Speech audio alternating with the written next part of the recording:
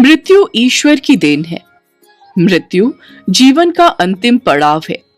जब हमारे निकटतम रिश्तेदार या मित्र कोई भी हमें दुखों से नहीं बचा पाता, तब वही हमें सांसारिक दुखों से मुक्त करती है।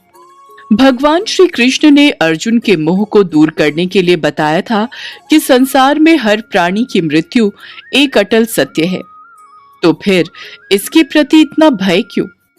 जिस प्रकार सोने से शरीर को आराम मिलता है, परंतु प्राण को आराम मृत्यु के बाद की महानिद्रा से ही मिलता है, जिसे परम शांति भी कहा जाता है। मृत्यु के भय पर विजय प्राप्त करने के लिए मनुष्य को जीवन में संयम बरतना चाहिए। इसके लिए सनातन धर्म में वर्ण आश्रम की एक व्यवस्था बनाई गई है, जिसमें ब्रह्मचर्य, गृहस्थ, वानप्रस्थ तथा संन्यास आश्रम है।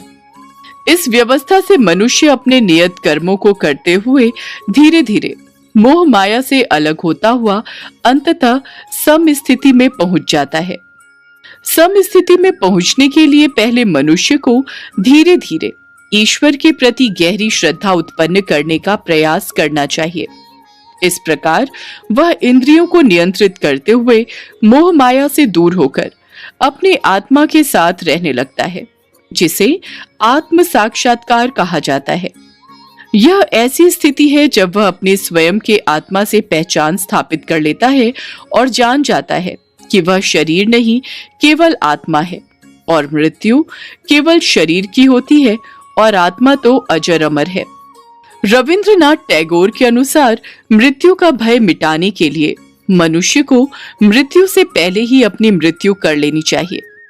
इसका तात्पर्य है कि उसे सांसारिक मोह और बंधनों से मुक्त करके केवल अपने आत्मा के साथ रहना चाहिए।